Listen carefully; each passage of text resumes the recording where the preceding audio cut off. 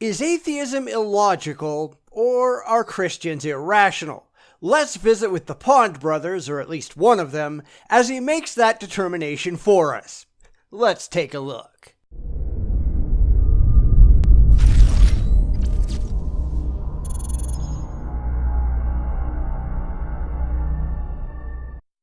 It always surprises me just how terrible religious arguments are, and how blind the religious are when they fail to recognize how silly their claims make them look. Because apparently, these people think they're doing a good job when nothing could be further from the truth. So let's see one of the brothers Pond try to explain that atheism is illogical, but instead he only proves how absurd and ignorant he actually is. This ought to be fun. Hello there, YouTube world. Hello. That was kinda creepy, I guess. Welcome to our channel.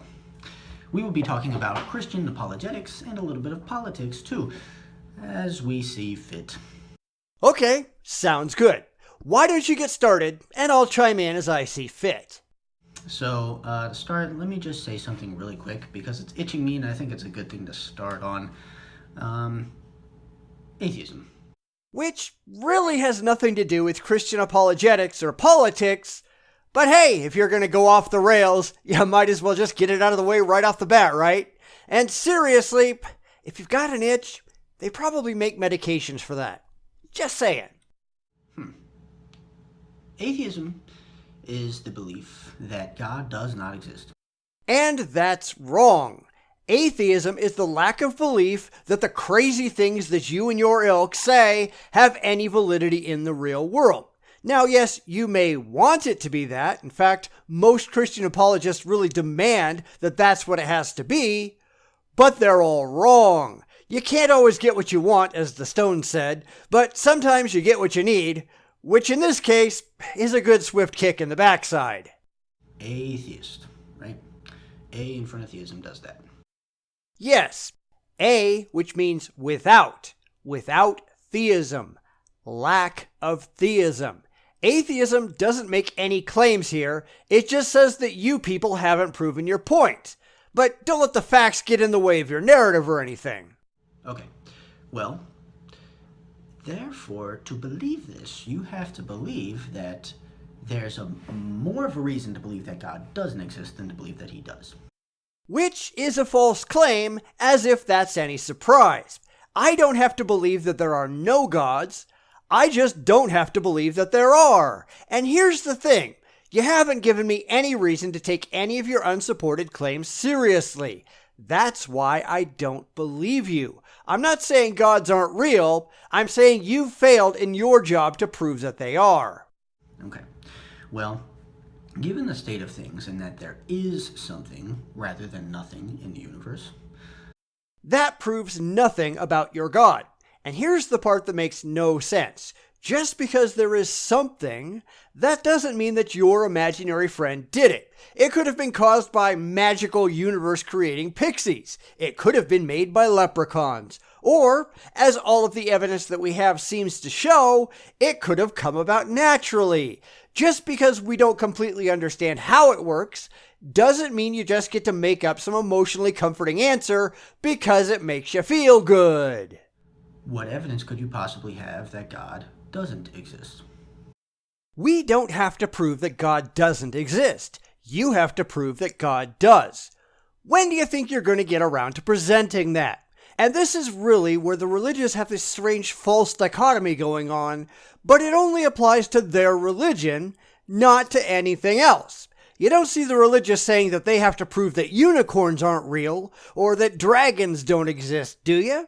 Heck, they don't even try to prove that competing gods are pretend.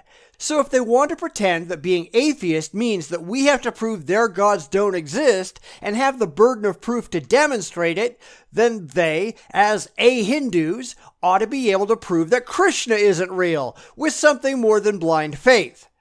But they don't even try. What's up with that? You can't. It's impossible. Just like you can't prove that Zeus or Ra aren't real. But you're cherry-picking your standards because you know that what you're spouting makes no sense. You can't give evidence for the non-existence of something. You'd have to be everywhere in the universe at once, and then that whole thing, and you can't. Actually, more than that, because God is defined as outside of time, space, and matter. At least the classical theistic God is.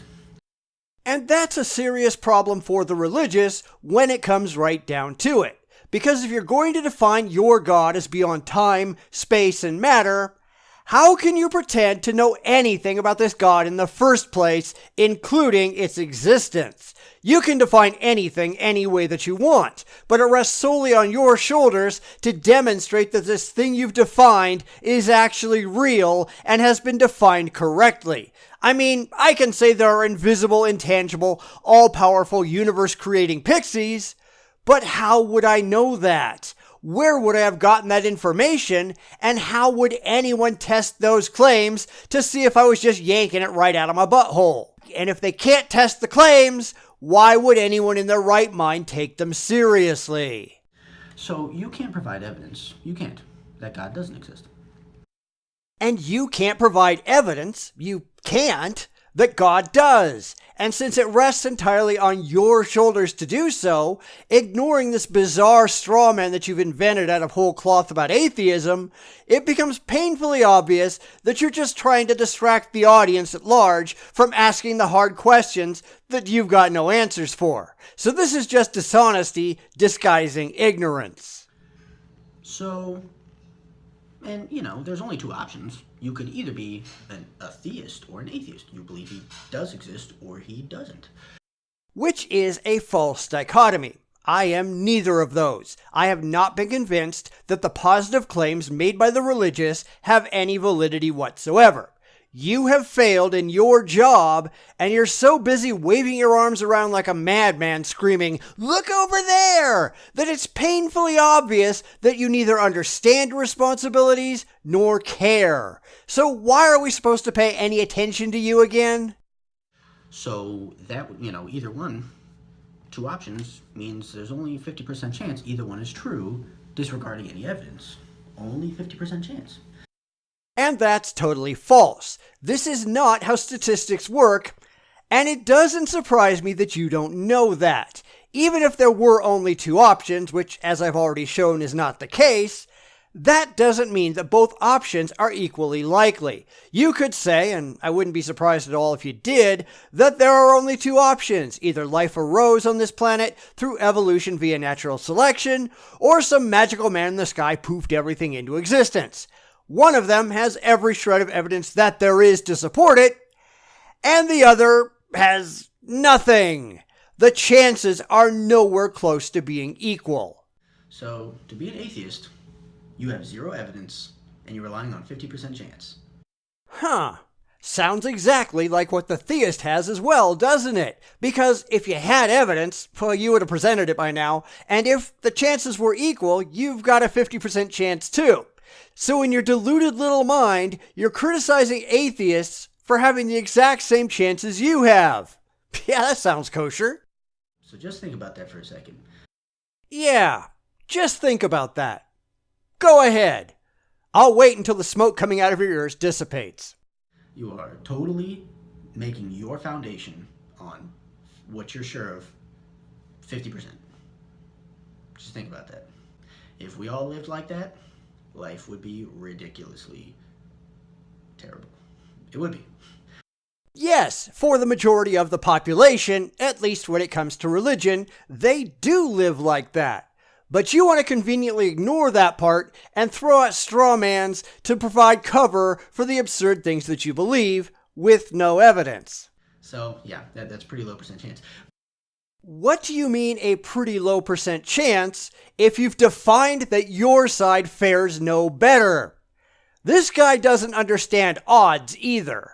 But all there has to be is the slightest bit of evidence that God does exist, which, since there is a bunch of stuff here, and it does make sense how God could have made that, especially in light of the, couple arguments for creationism, like the cosmological, teleological, and moral arguments.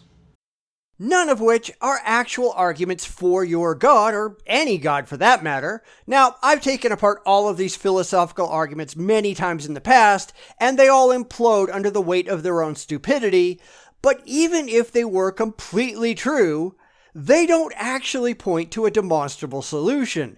They are all argument A exists, hence my God did it. And that's not how logic works. You could insert anything into the conclusion and it would make just as much sense, meaning none. Since things like that exist, even if you thought they were bad arguments, it's still better than it's better than nothing. It's better than taking away existence or the reasons for God's existence. It's giving reasons for God's existence. Bad arguments are not worthwhile arguments, and it ignores all of the arguments that atheists have to show that the Christian formulation of God is irrational and self-defeating. Arguments like the argument from evil, the argument from free will, the omnipotence paradox, the argument from inconsistent revelation, among many, many, many others. But he just wants to pretend that those don't exist. So he's either being dishonest or he's being ignorant. Take your pick. Even if it's bad, it's better than nothing. So, at best, just looking at the evidence, even if it's bad, and looking at the probability, the theist has a higher probability of being right than the atheist. You already said that both sides have a 50% chance of being right. Dude, do you even math? Seriously, this guy is just setting himself up to be the new favored religious laughingstock. And that's kind of hard to do. How do you get to be this stupid? Is there a degree program out there or something? Thanks for watching. And thanks for making a fool of yourself. Really, that's all people like this ever do, because they're so emotionally attached to their beliefs that they can't see just how ridiculous they are. And that's why I comb through these videos in detail, because clearly these religious idiots haven't got the slightest clue what they're talking about. They contradict themselves constantly, they mislabel and mischaracterize the opposition, all to keep from having to put up or shut up, because they know they can't put up, and they sure don't know how to shut up. So instead, they provide endless entertainment to the non-religious, who get a laugh at their expense, because these people are so totally self-unaware that every time they open their mouths, hilarity ensues. They make their own comedy. I don't even have to try. I just have to go, hey, wait a minute, and the rest writes itself. And they wonder why they get more downvotes than upvotes. Even the rest of the religiously delusional know terrible thinking when they hear it. So they become punching bags for the non-religious to make fun of, and instead of realizing how awful they sound, they double down on their religious insanity. And somehow, we're supposed to be impressed. Not impressed, saddened, and laughing. A whole lot of laughing.